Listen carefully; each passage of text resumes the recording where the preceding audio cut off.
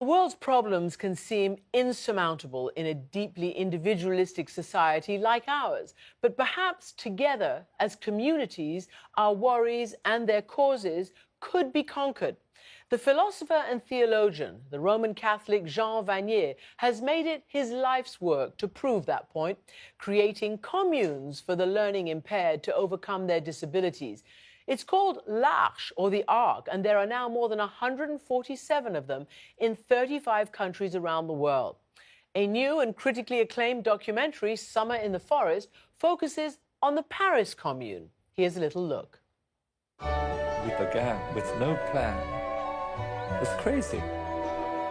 The idea of rejecting all authority and starting to live together. I knew nothing about this world of people with disability. As you laugh together, barriers drop. Alors, quels sont tes projets, André? J'emmène un plafond pour boire un coup. Ça, c'est super. C'est vrai? Ouais. Tu me payes, alors? Ouais. Vanier is a French-Canadian. He's a former British Navy officer, and he's made his home in France for decades. And from there, we discussed his life and how we can all learn and benefit from his extraordinary experiment in being, well, just human. Jean Vanier, welcome to our program, and thanks for allowing us into your home. It looks very cozy over there. Well, I'm really happy. I'm happy that you're there, and I'm in my home, and it's great here. Well, you know what? You have given happiness and joy to the world, and that, I think, is your special gift. And I just want you to take us back, you know, more than 50 years when you first had the idea to set up the Arche, the Ark, in so many different communities. What was the spark? I have a story, like everybody has a story. I mean, I was in the British Navy. I left the Navy. I resigned from the Navy to follow Jesus. And then I met a priest, and he was then a chaplain at a home for people with disabilities. I began looking into the situation of people with disabilities in France.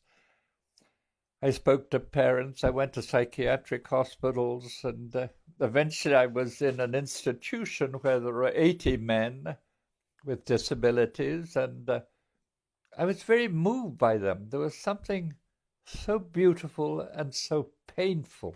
I felt deep in my heart I wanted to do something, and so I just welcomed two men, and we started living together. Raphael had a meningitis. He spoke a few words. He was the same age as myself, approximately. And then there was Philippe, and Philippe spoke a lot, maybe a bit too much, and he had had an encephalitis with one leg paralyzed, and so we began to live together. It was just super, because for these men it was home, it was freedom, and for me it was the end of a journey and the beginning of a journey. What shocked me, and it probably shocked you as well, is that institution was essentially called a place for idiots, right? I mean, that was the official terminology that they used for these institutions. Right. And you could see beyond that to the human spirit, the human, mind. Yeah, I mean, that's some part of my belief that every person is precious. And it became more confirmed as I lived with Raphael and Philippe. You see that in each person, and I sense this deeply with Raphael and Philippe, in each person, there's a sort of primal innocence, something very beautiful. But this primal innocence gets quickly covered up because we've been hurt, we have to defend ourselves, or we become depressed, or we get angry, and so, or we have to defend. But behind all that, at the very heart of every human person, there's this primal innocence. I want to ask you about this, because in many sort of social services, people, the government types, thought, well, listen, if people with disabilities are able to live on their own, let's give them an apartment, let's treat them with dignity. But you quickly found out that that's not exactly what they wanted, right? They actually wanted to live in group homes. Yes, well, to begin with, even in 1970, we had started little apartments in Compiègne, 10 kilometers from here, and they found work. But then we found that some were becoming alcoholic because they were looking at television, drinking beers. And so then we had to help them enter into AA and so on. Because really what they wanted also is to have places of heartfelt friendship where they could find their place, where they could find a certain inner freedom and so on. Because the world is not just work, it is also relationship, meeting people. That's such a basic human instinct that you describe. And it's really important to, to focus on it right now, how to be human. I just wonder what you learned from your own parents. Your father helped to liberate the concentration camp at Buchenwald. Your mother worked for the Red Cross and did a lot with refugees in World War II. And you, of course, were in the Navy. What did you learn from them at a very early age? The love which I received in the family, their faith, because Mum and Dad were really men also of faith.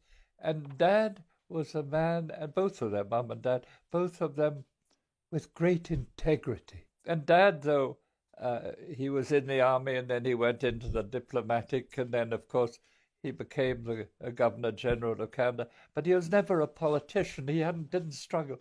He was a humble man. And I think, as I think of my dad, his humility and his goodness, and at Mum the same. They were a beautiful team together. And just finally, I just want you to reflect on meeting the Queen of England. You, as a young naval cadet, met the Queen when you were very, very young, and she was young, and you met again not so long ago. Tell me, walk me through that. Well, in the Vanguard, which was the battleship which took her parents to South Africa in 1947, it's true that we met, and I was a young officer, a young midshipman at that time, and we had fun together, and, it was, and actually, she had her 21st birthday in Durban, and so I was invited, like many of the other officers, to this part. But then I had the chance to meet the Queen recently. Did she remember you? Did she remember me? Well, yes, my dad, you see, had been also Governor General of Canada, and he was representing her. I was deeply touched as I entered her sitting room. She walked to me, instead of me walking to her, but I was. She looked at me and she just said, "Hello, Jock." Now, Jock was what the name I had when I was a little child, because I had a nanny who was Scottish. And the Queen came up and she said, "Hello, Jock." She is a beautiful woman of deep interiority. I was amazed and touched by the quality of that woman. It's a wonderful story. Jean Vanier, thank you for sharing that with us. I just want to thank you, and I thank you there because you saw the film. And the film is important, but what is important are the people there. I'm just lucky to be nearly 90, living in this community with beautiful people and helped in every way. And so I just want to, it's just great and to help people discover if we can lower our barriers and meet them, the world will change. And we will move to peace. Well, that's a great thought to end with. Jean Vanier, thank you so much indeed. Bless you and be well. Thank you. And thank you for being there. It's an important and timely message of compassion and empathy.